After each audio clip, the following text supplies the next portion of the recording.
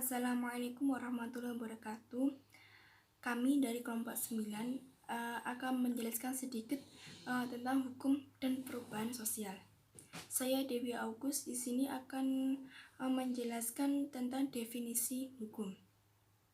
Pada hakikatnya, hukum itu merupakan suatu ilmu pengetahuan, sama halnya dengan sosiologi sebagai hukum ilmu pengetahuan.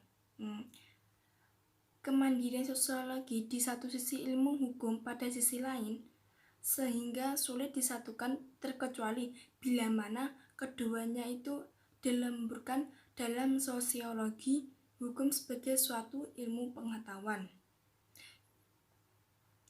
Yang selanjutnya yaitu apa sih itu hukum?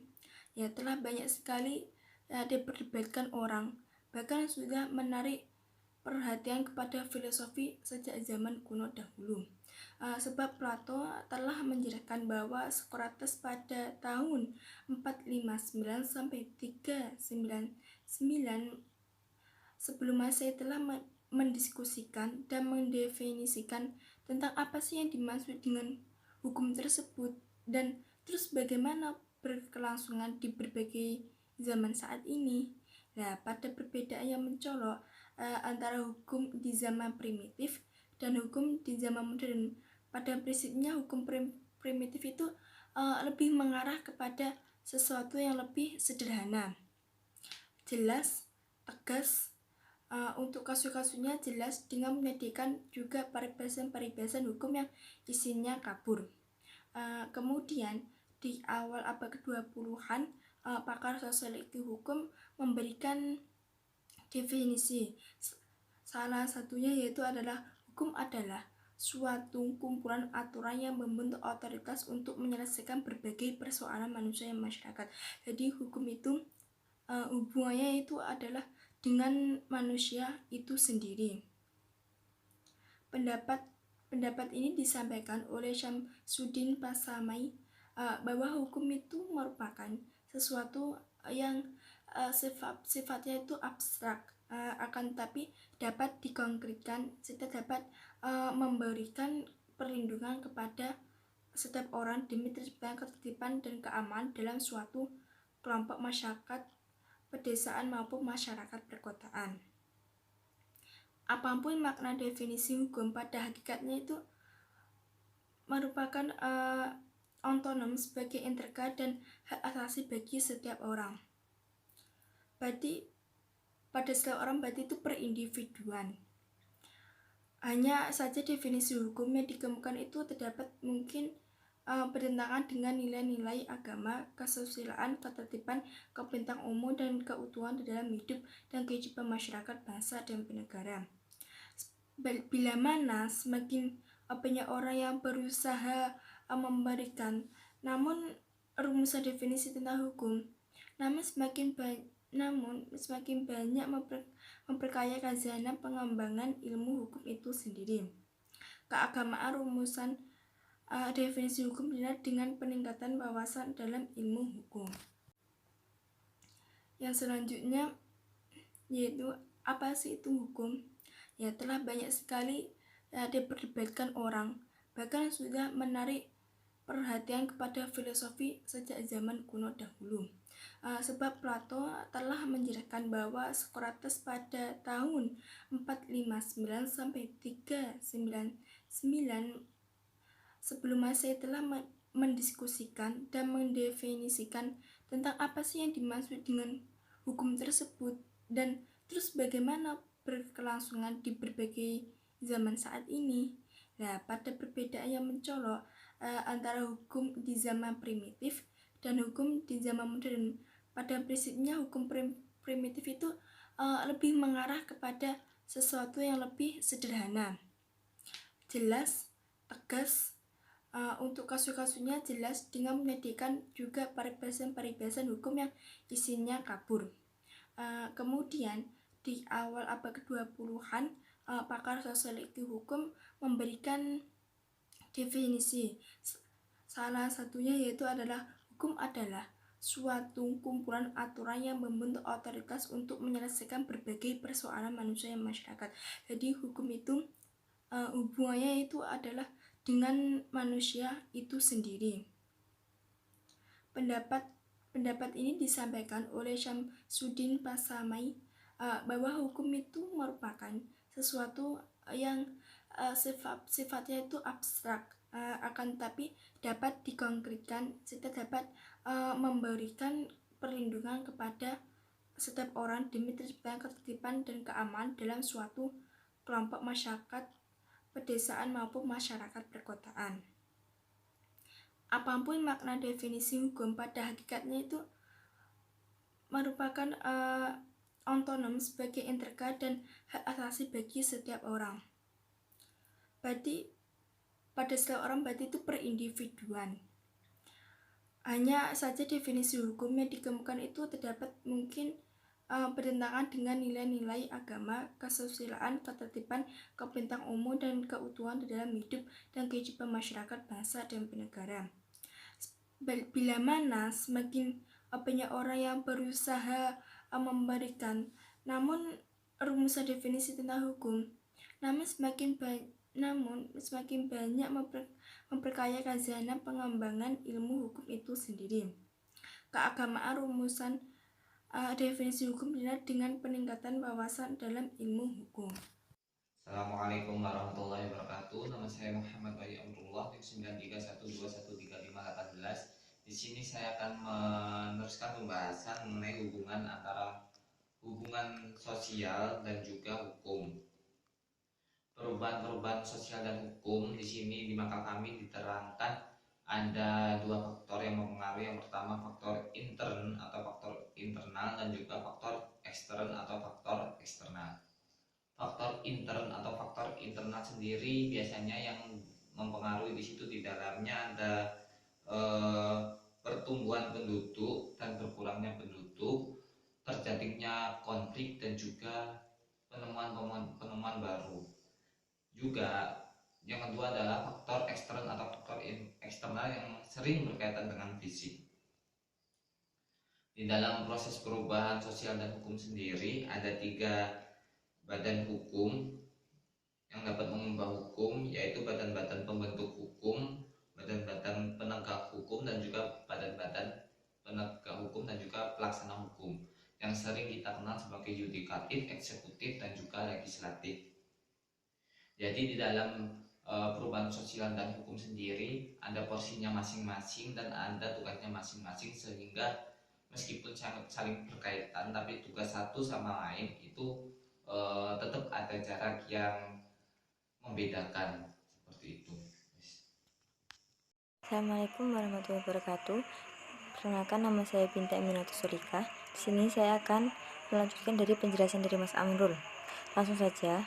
Perubahan sosial dan perubahan hukum tidak selalu berlangsung bersama-sama. Artinya, pada keadaan tertentu, perkembangan hukum mungkin tertinggal oleh perkembangan unsur lainnya dari kemasyarakatan atau kebudayaannya. Apabila terjadi hal tersebut, maka terjadilah suatu social age, yaitu suatu keadaan di mana terjadi ketidakseimbangan dalam perkembangan lembaga-lembaga kemasyarakatan yang mengakibatkan terjadinya kepincangan atau naik turunnya suatu lembaga dalam kemasyarakatan. Tertinggalnya perkembangan hukum oleh unsur sosial lainnya ini terjadi pada hakikatnya merupakan suatu gejala wajar di dalam suatu masyarakat bahwa terdapat perbedaan pola perilaku di dalam suatu masyarakat oleh kaedah-kaedah hukum dengan pola keperilakuan yang diharapkan oleh kaedah-kaedah sosial lainnya. Hal ini terjadi karena hukum pada hakikatnya disusun atau disahkan oleh sebagian kecil dari masyarakat yang pada suatu ketika mempunyai kekuasaan atau kewenangan. Sekian dari penjelasan saya. Wassalamualaikum warahmatullahi wabarakatuh. Assalamualaikum warahmatullahi wabarakatuh. Nama saya Nala Agustin. Di sini saya akan menjelaskan yang poin C, yaitu hukum sebagai alat untuk mengubah masyarakat. hukum mungkin dipergunakan sebagai suatu alat oleh agent of change atau pelopor perubahan, yang dimana pelopor perubahan atau agent of change yaitu seseorang atau kelompok orang yang mendapat kepercayaan dari masyarakat sebagai pemimpin satu atau lebih lembaga-lembaga kemasyarakatan. Suatu perubahan sosial yang dikehendaki atau direncanakan selalu berada di bawah pengendalian serta pengawasan pelopor perubahan tersebut. Cara-cara untuk mempengaruhi masyarakat dengan sistem yang teratur dan direncanakan terlebih dahulu dinamakan social engineering atau social planning. Hukum mempunyai pengaruh langsung atau pengaruh yang tidak langsung di dalam mendorong terjadinya perubahan sosial.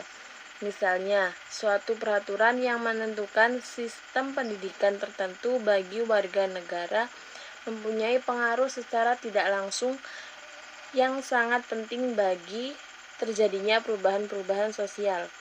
Di dalam berbagai hal, hukum mempunyai pengaruh yang langsung terhadap lembaga-lembaga kemasyarakatan, yang artinya adalah bahwa terdapat hubungan yang langsung antara hukum dengan perubahan-perubahan sosial.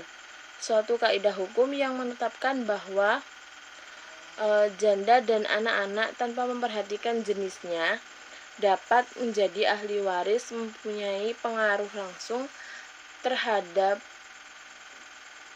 terjadinya perubahan-perubahan sosial, sebab tujuan utamanya adalah untuk mengubah pola-pola perilaku dan hubungan-hubungan antara warga masyarakat. Pengalaman-pengalaman di negara-negara lain dapat membuktikan bahwa hukum sebagaimana halnya dengan bidang-bidang kehidupan lainnya dipergunakan sebagai alat untuk mengadakan perubahan sosial.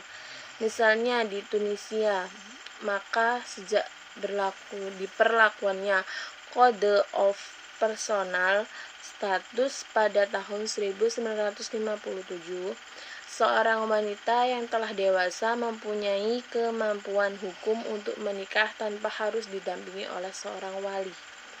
Kiranya dapat dikatakan bahwa kaidah-kaidah hukum sebagai alat untuk mengubah masyarakat mempunyai peranan penting, terutama dalam perubahan-perubahan yang dikehendaki atau perubahan-perubahan yang direncanakan. Dengan perubahan-perubahan yang dikehendaki dan yang direncanakan dimaksudkan sebagai suatu perubahan yang dikehendaki dan direncanakan oleh warga masyarakat yang berperan sebagai pelopor masyarakat. Dan dalam masyarakat yang sudah kompleks di mana birokrasi memegang peranan penting, tindakan-tindakan sosial mau tak mau harus mempunyai dasar hukum untuk sahnya.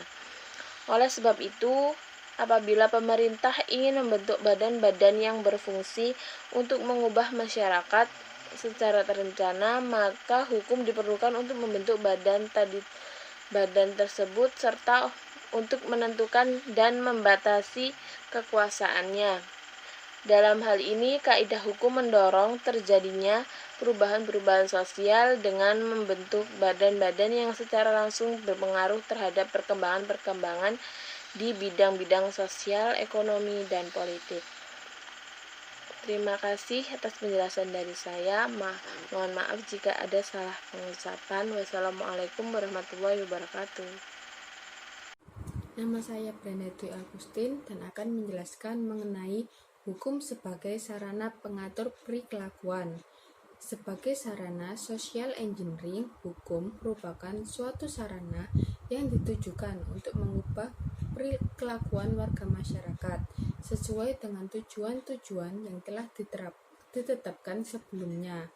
Salah satu masalah yang dihadapi dalam bidang ini adalah jika terjadi apa yang dinamakan oleh Gunnar Myrdal sebagai self-development, di mana hukum-hukum tertentu yang dibentuk dan diterapkan ternyata tidak efektif. Gejala-gejala tersebut akan timbul apabila ada faktor-faktor tertentu yang menjadi halangan. Faktor-faktor tersebut berasal dari pembentuk hukum, penegak hukum, para pencari hukum, maupun golongan-golongan lain di dalam masyarakat. Faktor-faktor itulah yang harus diidentifikasi karena merupakan suatu kelemahan yang terjadi kalau hanya tujuan-tujuan yang dirumuskan tanpa mempertimbangkan sarana-sarana untuk mencapai tujuan-tujuan tersebut. Kalau hukum merupakan sarana yang dipilih untuk mencapai tujuan-tujuan tersebut, maka prosesnya tidak hanya berhenti pada pemilihan hukum sebagai sarana saja. Perlu diketahui batas-batas di dalam penggunaan hukum sebagai sarana, yaitu untuk mengubah atau mengatur perilakuan warga masyarakat. Sebab sarana yang ada membatasi pencapaian tujuan, sedangkan tujuan menentukan sarana-sarana yang tepat untuk digunakan. Assalamualaikum warahmatullahi wabarakatuh. Saya Sutun Hasanah. Di sini saya akan menerangkan tentang batas-batas penggunaan hukum. Menurut Roskopon, batas-batas kemampuan hukum terletak pada hal-hal sebagai berikut.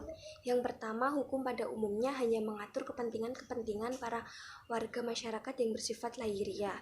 Yang kedua, dalam menerapkan sanksi-sanksi yang melekat pada hukum ada batas-batasnya. Yang ketiga, lagi pula untuk melaksanakan isi, maksud dan tujuan hukum diperlukan lembaga-lembaga tertentu. Faktor-faktor tersebut perlu sekali diperhatikan apabila hukum hendak dipakai sebagai alat untuk mengubah masyarakat. Akan tetapi yang lebih penting lagi adalah pelopor perubahan yang ingin mengubah masyarakat dengan memakai hukum sebagai alatnya. Pada saat membahas masyarakat yang masih tergolong sederhana, akan terlihat betapa sederhananya pula kebutuhan dari masyarakat mengenai penyelenggaraan hukumnya. Keadaan serta gambaran tersebut segera berubah apabila perhatian mulai diarahkan kepada masyarakat yang sudah lebih modern, seperti halnya Indonesia. Selain kerumitan susunan badan-badan penegak hukum semakin meningkat, interaksinya dengan masyarakat pun menjadi rumit. Oleh karena itu, siasat pendekatan yang digunakan tidak normatif.